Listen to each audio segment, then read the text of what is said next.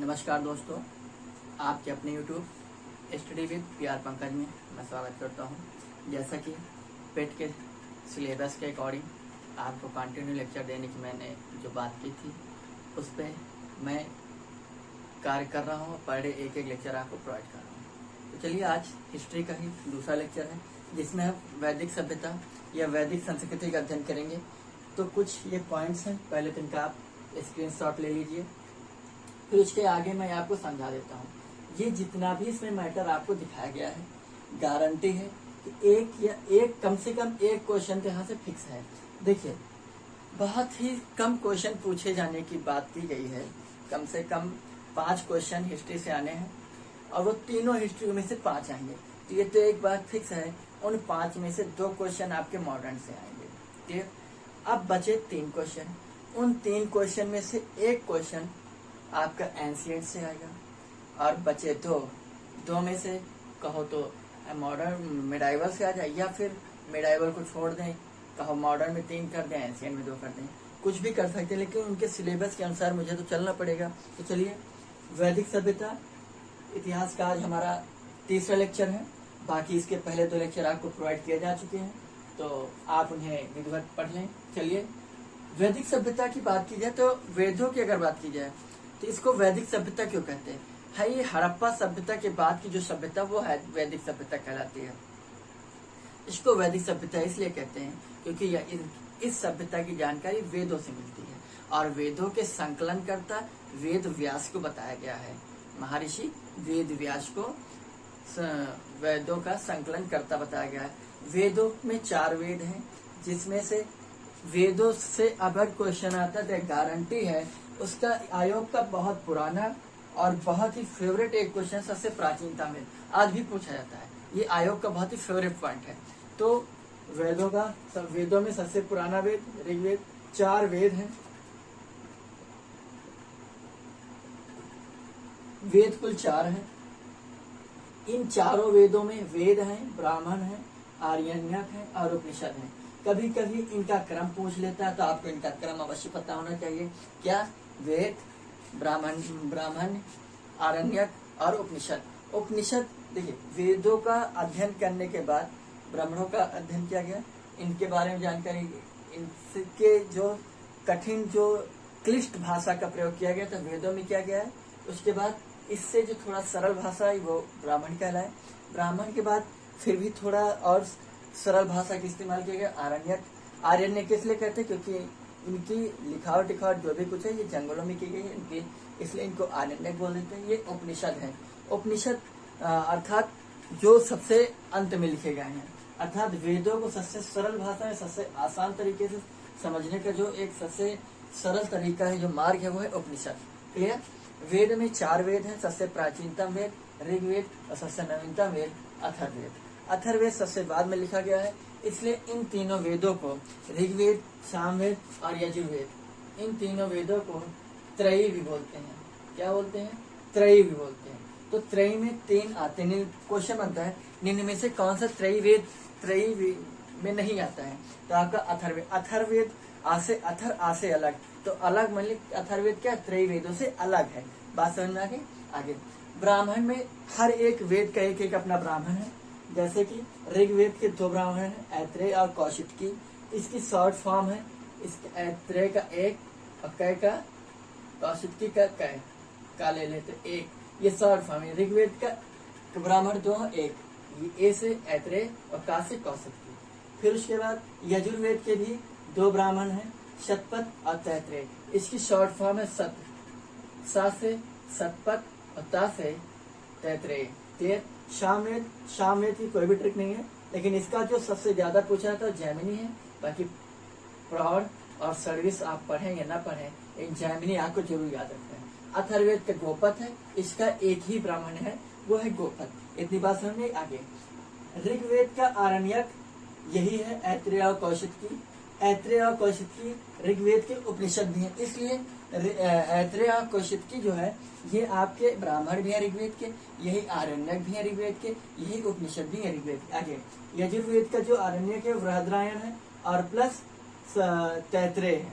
और शतपथ दोनों है, 3 यानी आरण्यक इनके 3 है, शतपथ, तैत्तिरीय और बृहदारण्यक। बृहदारण्यक से ही तमसोमा ज्योतिर्गमय नामक जो मंत्र है यही से लिया गया है, अर्थात अंधेरे से मुझे प्रकाश को ले चलो माँ, यानी तमसोमा ज्योतिर्गमय। क्लियर? तो वही काम मैं आप लिए कर रहा हूँ, मतलब मैं आपको अंधकार से प्रकाश को ले चल रहा हूँ। ज्ञान क्या है? प्रकाश है। ठीक है। फिर आरण्यक में आगे उपनिषद, तो यजुर्वेद का उपनिषद है कठोपनिषद। क्लियर? आगे सामवेद का तो 3 ब्राह्मण है, जैमिनी, प्रौढ़ और शैरविश। इनके भी 2 आरण्यक है, सामवेद की जैमिनी और छंदोपनिषद। क्लियर? और छंदोपनिषद और जैमिनी ही इनके उपनिषद भी हैं। आगे अथर्ववेद का एकमात्र ब्राह्मण है द्रौपद, और अथर्ववेद का आरण्यक नहीं है, एक भी आरण्यक नहीं है, अर्थात अथर्ववेद का कोई भी वेद अर्थात जंगलों में नहीं लिखा गया है। इसलिए ये पॉइंट बहुत पूछा था निम्न में से अथर्ववेद का आरण्यक है, तो अथर्ववेद का एक भी आरण्यक नहीं है। एक अथर्ववेद के उपनिषद है मुंडकोपनिषद और मांडकोपनिषद। मुंडकोपनिषद वही उपनिषद है जहाँ से हमारे सत्यमेव जयते लिया गया है। हमारे जो राष्ट्रीय प्रतीक चिन्ह है सत्यमेव जयते, अशोक लाट, उसके नीचे सत्यमेव जयते लिखा होता है, वो मुंडकोपनिषद से ही लिया गया। क्लियर? इतनी बात समझ में? तो मुंडकोपनिषद अथर्ववेद का क्या है? एक उपनिषद है। क्लियर? आगे कुछ इतिहास का इनके यही पल्ले उपवेद, इन चारों के एक एक उपवेद भी है। ऋग्वेद का उपवेद है आयुर्वेद, यजुर्वेद का धनुर्वेद, सामवेद का गंधर्ववेद, अथर्ववेद का शिल्पवेद। आइए अब याद कैसे रखोगे? ऋग्वेद, आयुर्वेद, ठीक है। यजुर्वेद, यजुर्वेद का इस्तेमाल युद्ध वगैरह में किया जाता है, यानी युद्ध में जो मंत्रों को उच्चारण किया गया अस्त्र शस्त्र के अग्निकुंड से प्राप्त करने के लिए, वहां पर यजुर्वेद है। तो यजुर्वेद यानी युद्ध में किसका काम करता है? धनुष का, इसलिए धनुर्वेद। सामवेद गीत संगीत के, शाम का अर्थ ही होता है गीत या गायन, ठीक है। तो सामवेद यानी गीत गायन का एक वेद है। तो इस प्रकार से इनका जो उपयोग है गंधर्ववेद। बहुत ज्यादा सुनो तो यार सर पटने लगता है, ठीक है। क्या बोलते हैं उसको, बोरियत फील होने लगती है, इसलिए गंधर्व इस प्रकार से गंध आने लगती है। तो इस तरीके से याद करना है। बाकी गीत बहुत अच्छी विधा है संगीत। लोग जब परेशान होते हैं, बोर होते हैं, तो गीत सुनते हैं, लेकिन हम यहाँ इसको उल्टा बता के आपको समझा रहे हैं, केवल एग्जाम पॉइंट ऑफ व्यू से आपको सही करने के लिए बस। अथर्ववेद, शिल्पवेद। अथर्ववेद में आपको जादू टोना, ठीक है, चिकित्सा, इन सारी चीजों की जानकारी आपको अथर्ववेद में दी गई है। सबसे लोकप्रिय वेद पूछा जाए तो आपका लोकप्रिय सबसे वेद अथर्ववेद है। सबसे नवीनतम वेद अथर्ववेद। क्लियर? ये बात समझ में आई? आगे चलिए। उसके बाद मूल इतिहासकारों ने इनके कुछ मूल स्थान बताए हैं, मूल निवास स्थान। जैसे दयानंद सरस्वती के अनुसार, यानी वेदों का रचयिता या वैदिक सभ्यता का जनक किसे कहा जाता है? आर्यों को कहा जाता है। आर्य कहाँ से आए? आर्य खैबर दर्रे होते हुए भारत में प्रवेश किए हैं। तो लोगों का कहना है जब आर्यों ने किया है तो आर्य भारत में थे, क्योंकि हड़प्पा सभ्यता का जब पतन हुआ उसके बाद इस सभ्यता का उत्थान हुआ, जिसके चलते जो लोग आए हैं उन्हें आर्य कहा गया। आर्य का अर्थ होता है श्रेष्ठ, अर्थात ये जो श्रेष्ठ व्यक्ति यानी आर्य आए हैं, ये कहाँ से आए हैं? ये मध्य, कुछ इतिहासकारों का मानना है कि ये मध्य एशिया से आए हैं, किसी का मानना है तिब्बत से आए हैं, किसी का मानना है उत्तरी ध्रुव से आए, किसी का मानना है कि महर्षि देश से आए। तो चलिए, दयानंद सरस्वती जी जो हैं उनका मानना है कि जो आर्य हैं वो तिब्बत से आए हैं। लेकिन बाल गंगाधर तिलक जी हैं, इनका मानना है कि जो आर्य हैं वो उत्तरी ध्रुव से आए हैं। मैक्स मूलर महोदय का कहना नहीं, माँ से मैक्स, माँ से मध्य। मैक्स मूलर महोदय का कहना है नहीं, जो आर्य हैं वो मध्य एशिया से खैबर दर्रे होते बाद में प्रवेश किए हैं। लेकिन गंगानाथ झा भी एक इतिहासकार हैं, इनका मानना है नहीं भाई, ये महर्षि देश है। अब महर्षि देश कौन सा देश है? महर्षि देश ये आपका हिमाचल प्रदेश का जो एरिया, यहाँ पर बहुत सारे ऋषि मुनि तपस्या करते थे, इसलिए इस देश को महर्षि देश मान लिया गया। तो ये वाला ये नहीं, हिमाचल प्रदेश। क्लियर? आगे समझिए। आगे ये कुछ नदियां हैं जो कि ऋग्वेद में अलग अलग नामों से, आज हम उन्हें अलग नाम से जानते हैं, ऋग्वेद में अलग नाम थे। जैसे चेनाब नदी है, चेनाब का ऋग्वेद में अश्किनी नाम है। बहुत पूछी जाती है सारी चीजें, तो आप फिलिंग वो मैच कराने के लिए दे जाए, इनका मिलाप करो या इनमें से एक आदि पूछ ले जाए। विपाशा वर्तमान की व्यास या इसी को परिगणित भी कहते हैं। विपाशा या परिगणित को व्यास कहा गया है। और उष्णवी नदी रावी नदी को कहा जाता है। वहीं पर विदिशा झेलम, इसका वह काफी ज्यादा ऐतिहासिक दृष्टिकोण से देखा जाए तो काफी ज्यादा इसका महत्व है। झेलम यानी विदिशा वही स्थान है जहाँ पर दासराग नामक युद्ध हुआ था। ये दासराग युद्ध क्या है आगे अभी बताते हैं। सदानीरा, ये गंडक नदी को सदानीरा कहा जाता था। सतलज को सतुद्री कहा गया है और घग्गर को द्रसद्युति कहा गया। द्रसद्युति जो है घग्गर को कहा गया। फिर वेदों को और भी आसान भाषा में समझने के लिए 6 वेदांगों की लिखे गए हैं। शिक्षा, ज्योतिष, व्याकरण, निरुक्त, कल्प और छंद। ये 6 वेदांग हैं यानी वेद के अंग। क्लियर? क्या है? शिक्षा, ज्योतिषी, व्याकरण, निरुक्त, कल्प और छंद। तो ये है बहुत ही इंपॉर्टेंट फैक्ट। अब मैं जो समझाने वाली चीजें हैं वो मैं अब आपको समझा देता हूँ। क्लियर? तो मैं इसको पहले रफ करूंगा, ठीक है? तो ये बात समझ में आई। ऋग सबसे प्राचीनतम है भैया, ऋग्वेद बहुत पूछा था, आयोग का बहुत ही फेवरेट पॉइंट है ये ऋग्वेद। और उसके बाद त्रयी में क्या आते हैं? त्रयी में आते हैं आपके ऋग्वेद, यजुर्वेद और सामवेद। क्लियर? अगर पूछा जाए वेदांग, वेद, उपनिषद, ब्राह्मण और अरण्यक का क्रम क्या होता है तो पहले आएंगे वेद, वेद के बाद आएंगे ब्राह्मण, ब्राह्मण के बाद आएंगे अरण्यक, अरण्य के बाद आएंगे उपनिषद। उपनिषद सबसे बाद में लिखे गए हैं। वेदों को श्रुति भी कहा जाता है। क्या कहा जाता है? श्रुति। श्रुति क्यों कहा जाता है? क्योंकि ये वेद, इनका कोई लिखित साक्ष्य नहीं प्राप्त हुआ था। क्लियर है? ये एक्चुअली में एक पीढ़ी से दूसरी पीढ़ी में सुन सुनकर पहुंचे हैं, क्योंकि उस समय कागज वागज थे नहीं, कलम दवात थी नहीं, इसलिए एक पीढ़ी से दूसरी पीढ़ी में वेदों के ज्ञान को पहुंचाने के लिए सुनने का मार्ग। जैसे कोई कहानी है, हमारे पिता, हमारे माता पिता जो सुनाते हैं, हम लेते रहते हैं तो बढ़िया मुझे याद रहती है। कभी लिखते कहानी नहीं लिखते हैं, तो उसको क्या श्रुति का काम कर रहे हैं। ठीक है? तो ये श्रुति वेद भी कहा जाता है। क्यों? क्योंकि इनको सुनकर याद कर लेते हैं। क्लियर? आइए, ऋग्वेद। ऋग्वेद सबसे पुराना वेद, यजुर्वेद उसके बाद आया, फिर सामवेद, फिर यजुर्वेद। यजुर्वेद गद्य और पद्य दोनों में है भैया, एक चीज आप जान लें। ऋग्वेद जबकि केवल गद्य में है। सामवेद को संगीत का जनक कहा जाता है। ठीक है? सा रे गा मा पा दा नी। ठीक है? ये 7 संगीत के 7 सुर जिन्हें कहा जाता है, 7 सुर, वो ये है सा रे गा मा पा दा नी। ठीक है?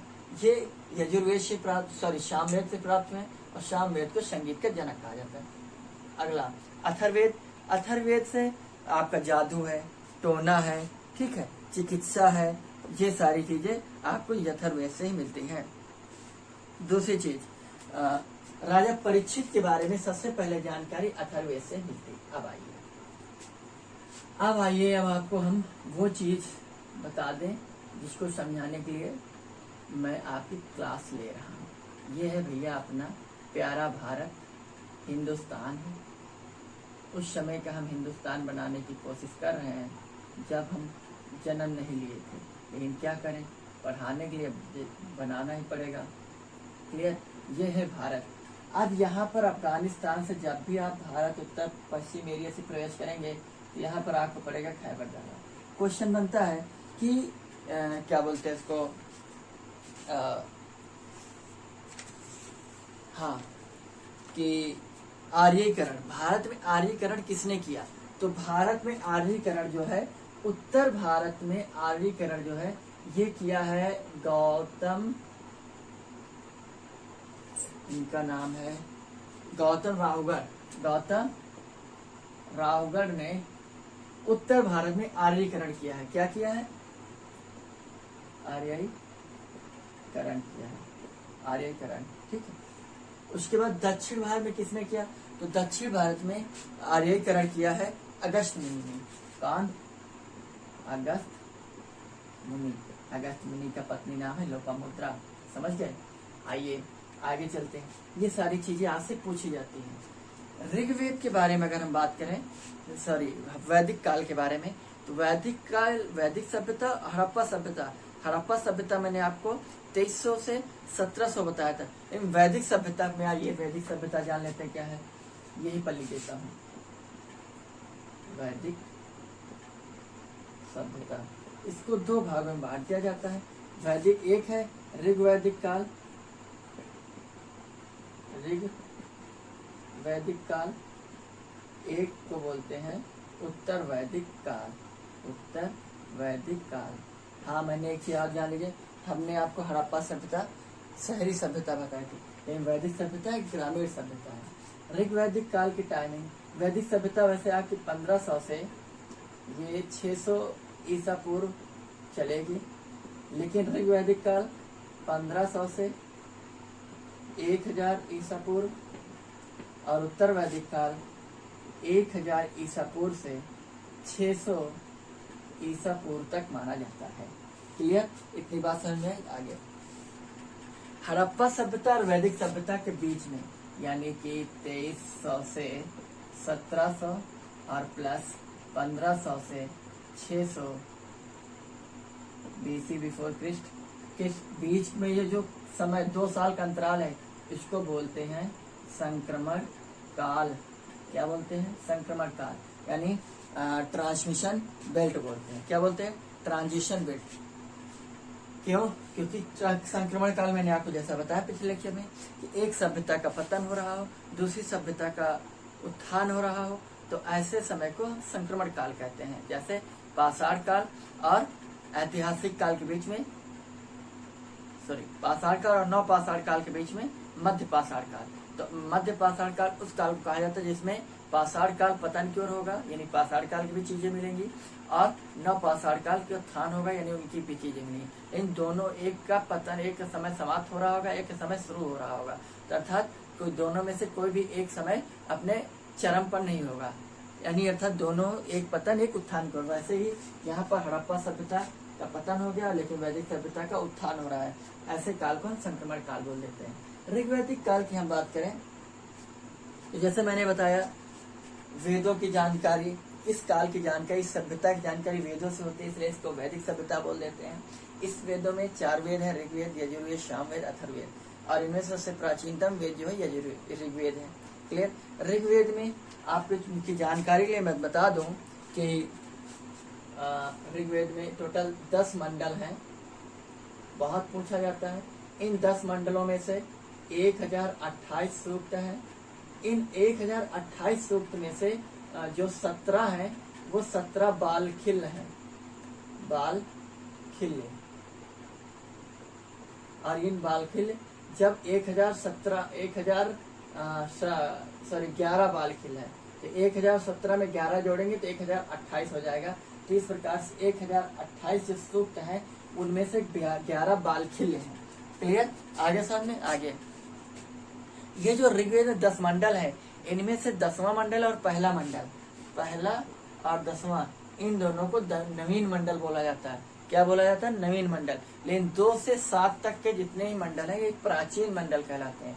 क्या कहलाते हैं? प्राचीन मंडल। इतिहासकारों का मानना है पहला मंडल और 10वां मंडल बिल्कुल लास्ट में जोड़े गए, यानी नवीनतम मंडल है, इसलिए पहले और दूसरे को ऋग्वेद के नवीनतम मंडल भी बोला जाता है। क्लियर? आगे आइए। यहीं पर जो 10वां मंडल है, इसी 10 मंडल में शूद्र शब्द का इस्तेमाल किया गया है।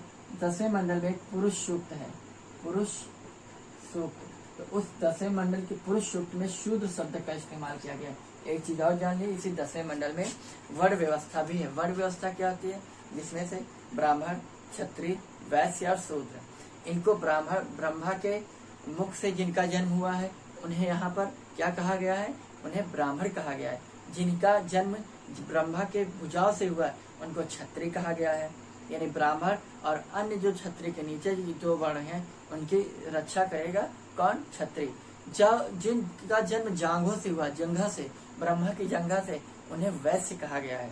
ठीक है। वहीं पर जिनका जन्म ब्रह्मा के नाखून यानी पैर के अंगूठे से हुआ है उनको शूद्र कहा गया है। ऋग्वेद में आप देखेंगे, ऋग्वेद में किसी प्रकार के कोई जातिवाद व्यवस्था नहीं मिलेगी। ऋग्वेद एक ऐसा वेद बताया जाता है, एक ऐसा काल है ऋग्वैदिक काल, जिसमें एक ही परिवार में चारों वर्ण व्यवस्थाएं मिलेंगी। कहने का तात्पर्य यह है कि ऋग्वैदिक काल तक वर्ण व्यवस्था में समाज विभक्त नहीं हुआ था। जैसे ब्राह्मण का काम है पंडिताय करना अर्थात मंत्रोच्चारण करना, क्षत्रिय काम है युद्ध करना, समाज की रक्षा करना, वैश्य काम है व्यापार करना, धंधाबाजी करना, बाजार मार्केटिंग करना। वहीं पर शूद्र का जन्म का काम है इन तीनों का दास बन के रहना अर्थात इनकी सेवा करना, इनके काम धाम करना।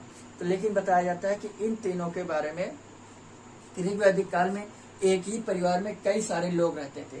कई सारे लोग कहने का तात्पर्य ये है कि जैसे इस काल में सबसे ऊपर भगवान को माना गया अर्थात गॉड को मान लिया गया, उसके बाद ब्राह्मण को माना गया है, ब्राह्मण के बाद माना गया क्षत्रिय को, क्षत्रिय के बाद माना गया वैश्य को, और वैश्य के बाद माना गया है शूद्र को।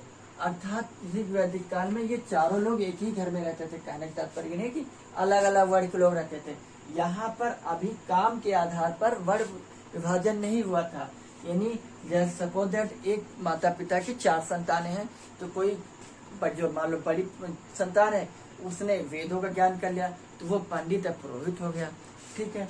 एक संतान है क्षत्रिय, अर्थात वो मतलब युद्ध वगैरह सीख लिया है, अस्त्र शस्त्र चलाना सीख लिया, वो क्षत्रिय बन गया है। वहीं पर एक अगली संतान जो है वो व्यापारी धंधा पानी कर रहे हैं, वो उसको क्या बोलते हैं, वैश्य बोल देंगे। और एक संतान जो है बाकी पूरे परिवार की सेवा कर रही है तो उसको शूद्र बोल देंगे। बताया गया ऋग वैदिक काल एक ऐसा काल जिसमें एक ही परिवार में चारों वर्ण व्यवस्था पाई गया है, वो ऋग वैदिक काल है। एक चीज और वर्तमान में ये परिस्थिति बिल्कुल सटीक बैठती है। बिल्कुल देखिए, कोई भी घर हो उसमें हर आदमी पढ़ा लिखा हो सकता है, अच्छी बात है। हर आदमी अपने अधिकार के लड़ भी रहा है, ये भी है। हर आदमी धंधा पानी कुछ ना कुछ कर रहा है, हर आदमी अपने के लिए या अपनों के लिए सेवा भी कर रहा है। समझ गए? बस ये शूद्र वाला जो सिस्टम है यहाँ पर थोड़ा सटीक नहीं बैठता, क्योंकि लोग आजकल सेवा करना नहीं चाहते हैं, सिर्फ हड़पना चाहते हैं। समझ गए? लेकिन यहाँ जब पर ज्यादातर चीजें आपको सटीक मैं बताता रहूंगा। तो वैदिक काल को 2 भागों में बांटा गया, ऋग वैदिक काल और उत्तर वैदिक काल। इतनी बात समझ में आगे चलते हैं। जैसे कि मैंने बताया ऋग वैदिक काल में जात निर्धारण नहीं हुआ था, लेकिन उत्तर वैदिक काल में जात निर्धारण हो गया था। कहने का तात्पर्य यह है, यहाँ अगर ब्राह्मण का पुत्र है तो वो सिर्फ और सिर्फ पंडित या पुरोहित ही बनेगा, अर्थात वो पढ़ाई करेगा बनेगा। लेकिन यहाँ पर अगर कोई क्षत्रिय है तो क्षत्रिय का बेटा ही राजा बनेगा, क्योंकि वो समाज की सेवा कर पाएगा। दूसरी चीज वैश्य है, वैश्य का पुत्र व्यापार करेगा, धंधेबाज बनेगा, मार्केटर बनेगा। वहीं पर शूद्र जो होगा वो केवल इनके खेत जोतेगा, इनके चारा पानी इनके जानवरों करेगा, इनकी सेवा करेगा। इतनी बात समझ में आई? आगे चलिए।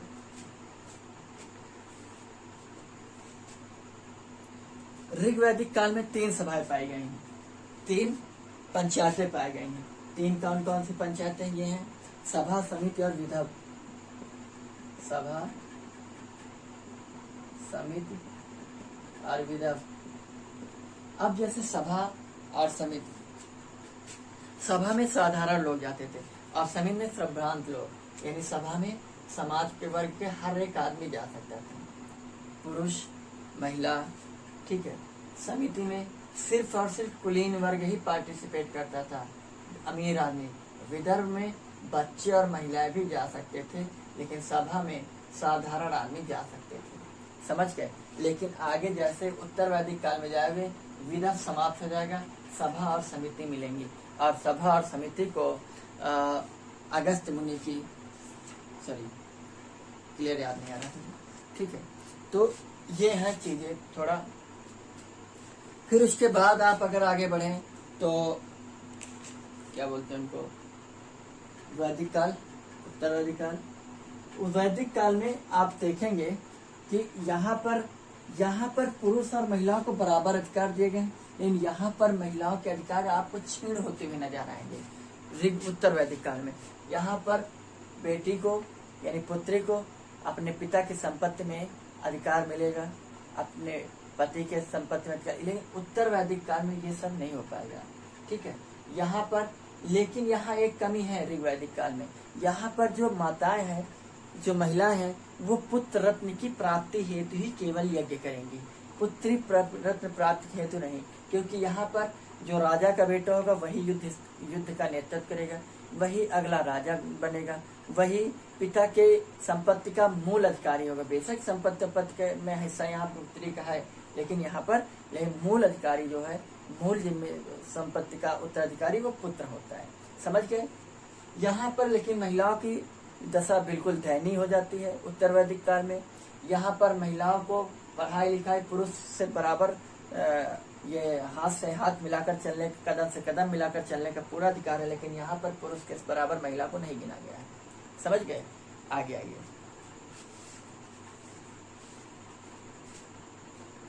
तो ऋग्वेद हो गया, यजुर्वेद। अब एक चीज और, दासराग युग क्या होता है, मैंने बताया था, आपको बताऊंगा। एक थे राजा भरत, भरत कबीला था, उस कबीले के जो प्रमुख थे उनका नाम था भरत, एक दूसरा कबीला था। इन दोनों के बीच एक युद्ध होता है, राजा दासराग के बीच, ठीक है। उस भरत कबीले के जो राजा होते हैं उनका दासराग नाम होता है, और उस भरत कबीले के राजा ही जीतते हैं, जिसकी वजह से इस देश का, इस जिस भूभाग में ये आर्य रहते हैं वो हिंदुस्तान होता है, भारत होता है। इसलिए भरत कबीले के नाम पर इस देश का नाम भारत पड़ता है, ऐसा इतिहासकारों का मानना है। क्लियर। दासराग के युद्ध, दासराग युग, ठीक है, ये बात समझ में आई आपको। आगे चलते हैं। यहाँ पर कृषि और पशुपालन दोनों ही हो रहे थे और अच्छे से चल रहे थे। क्लियर। आगे तो ऋग्वैदिक काल में और कुछ चीजें आप जान लीजिए, जैसे एक शब्द है प्रस्थान त्रयी। प्रस्थान त्रयी में क्या क्या सम्मिलित है ये जान लीजिए आप। प्रस्थान त्रयी, प्रस्थान त्रयी में आपके शामिल है भगवत गीता, आपका शामिल है रामायण, और आपका शामिल है ब्रह्मसूत्र। सॉरी, प्रस्थान त्रयी, प्रस्थान त्रयी में आपके 3 चीजें आ जाती हैं। एक है भगवत गीता, दूसरा है उपनिषद, और तीसरा है आपका ब्रह्मसूत्र। इन तीनों को प्रस्थान त्रयी कहा जाता है। एक वेद त्रयी, वेद त्रयी में तीनों ऋग्वेद, यजुर्वेद और सामवेद, अथर्ववेद, ये त्रयी में नहीं आएगा। आगे समझ में आपके। आगे दूसरी चीज, इन्हें संहिता भी बोलते हैं, वेदों को संहिता भी बोलते हैं। तो ये आज की लेक्चर था, एक बार हम रिवाइज कर देते हैं। ऋग्वेद, अगर वेदों का क्रम पूछे तो वेद आए, वेद के बाद ब्राह्मण आए, ब्राह्मण के बाद आरण्यक आए, आरण्य के बाद आके उपनिषद है। ये क्रम अक्सर पूछ लेते हैं, आपको पता होना चाहिए। वेद 4 है, ऋग्वेद, सामवेद, यजुर्वेद और अथर्ववेद, जिनमें से ऋग्वेद के 2 ब्राह्मण ग्रंथ हैं। कौन कौन से 2 ब्राह्मण ग्रंथ हैं? एक मैंने बताया था शॉर्ट फॉर्म, ऐत्रेय और कौशिक की। वहीं पर यजुर्वेद के 2 ब्राह्मण ग्रंथ हैं। कौन कौन से? सत यानी शतपथ ग्रंथ, ब्राह्मण ग्रंथ, और तैत्रीय ब्राह्मण ग्रंथ। यहीं पर सामवेद का मैंने बताया था कि सामवेद में एक जरूर याद रखें आप, क्या? जैमिनी, ठीक है। वहीं पर अथर्ववेद, अथर्ववेद में का एक ही है, अथर्ववेद का एक उपवेद है आपका गोपथ। क्या है? गोपथ। क्लियर? आगे समझ में? आगे अथर्ववेद में एक चीज मैं भूल गया, अथर्ववेद में अंग और मगध महाजनपदों की जानकारी भी मिलती है। अंग और मगध महाजनपद की जानकारी भी मिलती है, और इन्हें अथर्ववेद में दूरस्थ प्रदेश की संज्ञा दी गई है। कैसे? दूरस्थ प्रदेश की, दूरस्थ। क्लियर? इतनी बात समझ में आई आपकी। आगे अगर हम बात करें तो ऋग्वेद में 7वें मंडल का जो उल्लेख किया गया है, उस 7वें मंडल में दासराग युद्ध का जिक्र किया गया है। 7वें मंडल में, ऋग्वेद के 7वें मंडल में दासराग युद्ध का वर्णन किया गया है। ये दासराग युद्ध का वर्णन किया गया है। क्लियर? आगे समझ में? आगे चलिए और एक दो चीज जान लीजिए। अब अगर सबसे बड़ा वेद ऋग्वेद है, लेकिन ऋग्वेद के बाद अगर पूछे सबसे प्राचीनतम कौन सा ब्राह्मण ग्रंथ है, या आरण्यक ग्रंथ है, या उपनिषद ग्रंथ है, तो उनमें से सबसे प्राचीनतम जब वेदों के अतिरिक्त पूछ ले तो शतपथ जो ग्रंथ है ये सबसे प्राचीनतम और सबसे बड़ा ग्रंथ है। क्लियर? ये बात समझ में आया आपकी? गुड। इस प्रकार से, और शतपथ ग्लेशियर में ग्रंथ में ही याज्ञवल्क्य और मैत्री का संवाद भी है। याज्ञवल्क्य और मैत्री का संवाद भी है। ठीक है? आगे समझ में आपके? तो ये हैं कुछ चीजें। एक चीज मैं आपको और बता दूं, वैदिक सभ्यता से ही, वैदिक सभ्यता को लौह युगीन सभ्यता भी बोलते हैं। क्या बोलते हैं? लौह युगीन सभ्यता भी बोलते हैं। लौह युगीन सभ्यता बोलते हैं। लौह युगीन सभ्यता स्पेशली पूछे उत्तर वैदिक काल को बोलेंगे। क्यों? क्योंकि जो लोहे के सबसे प्राचीनतम साक्ष्य आपके अतिरम पक्कम से ज्ञात होते हैं, ये लमसम 600 ईसा पूर्व के लमसम प्राप्त होते हैं, और 600 ईसा पूर्व से आपके उत्तर वैदिक काल का समापन हो रहा है। ठीक है, तो इसी बीच पाया जाता है, इसलिए स्पेशली वैदिक काल को लौह युगीन सभ्यता बोलते हैं, स्पेशली उत्तर वैदिक काल को बोलते हैं। क्लियर? आगे उत्तर वैदिक, जहाँ पर हड़प्पा सभ्यता में आप जान लीजिए, हड़प्पा सभ्यता में ज्यादातर सारे धातुएं आपको मिलेंगी।